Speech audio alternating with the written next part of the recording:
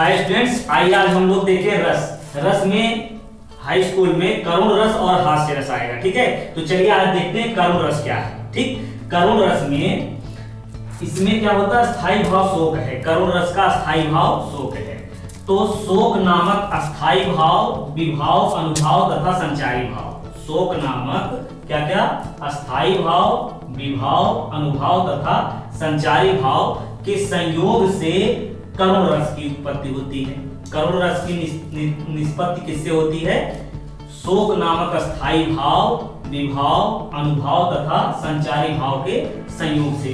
तो ये अस्थायी भाव इसका क्या है? शोक है। ठीक, इसको जो है इस तरीके से भी नई लाइन से परिभाषित कर दीजिए कि किसी मूल्यवान वस्तु अथवा व्यक्ति विशेष के नाश से, या जब देखिए जो आपके जीवन में मूल्यवान है, जो जिसका जो है आपके जीवन बहुत वैल्यू है, यदि उसको दुख होता है तो आपको भी क्या होगा? दुख होगा। जो आपको होगा वही है करुण रस। किसी के दुखी होने पर, अपने के दुखी होने पर जो दुख होता है वही क्या होता है? करुण रस होता है।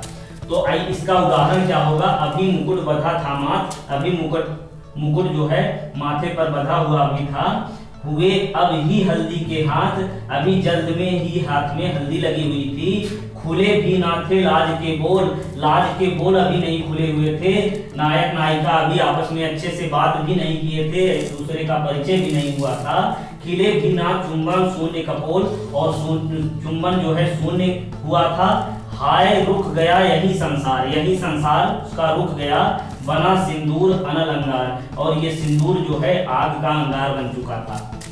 ठीक, तो इसमें जो वर्णन हो रहा है, इस बात से कौन से रस की उत्पत्ति हो रही है? करुण रस, है ना। तो ऐसी स्थिति में करुण रस हुआ। तो अस्थाई भाव इसमें क्या होगा? इसका अस्थाई भाव हो गया शोक।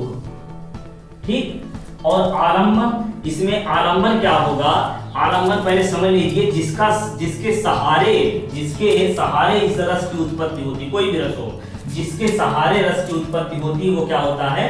क्या होता है? आलम्बन। ठीक, तो इसमें सहारा किसका लिया जा रहा है?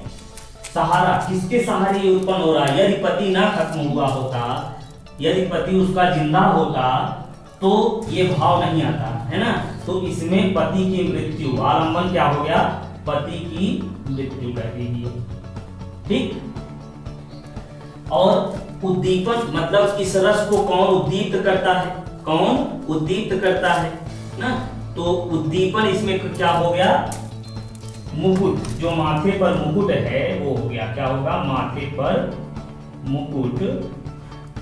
और दूसरा क्या कारण होगा? वो किस बात कौन उद्दीप्त करेगा? जैसे ध्यान दीजिए कि करुण रस उसके भाव नायिका के मन में उत्पन्न हुआ है, उसका पति समाप्त हो गया है, मृत्यु हो गई है, तो वो सोच रही है माथे पर अभी जल्द में ही मुकुट बंधा हुआ था, हाथ में हल्दी लगी हुई थी, तो ये जो है उसको उद्दीप्त कर रहा है। हाथ में जो हल्दी लगी हुई है या माथे पर मुकुट जो है वो क्या कर रहा है?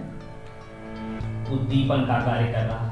ठीक, और अनुभाव के अंतर्गत हम क्या लिखते हैं कि मन में आने वाले जो भाव जिसको हम देख सकते हैं, जिसको हम देख सकते हैं, ऐसे भाव जो होते हैं वो क्या होते हैं? अनुभाव। यानी नायिका का दुखी होना, इसमें नायिका जो है वो क्या है? दुखी है, तो वो बाहर से दिखाई भी दे रहा है।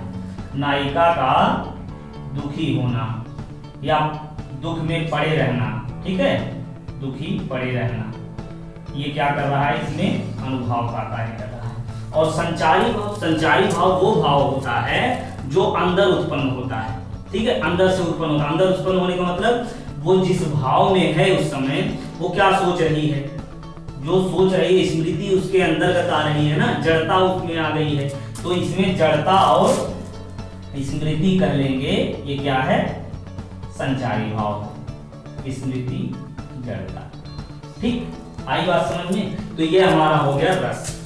अब इसके बाद अगले वीडियो में देखते हैं हास्य रस। छोटा छोटा वीडियो बनाएंगे, अच्छे से पढ़ते जाइए क्रम से।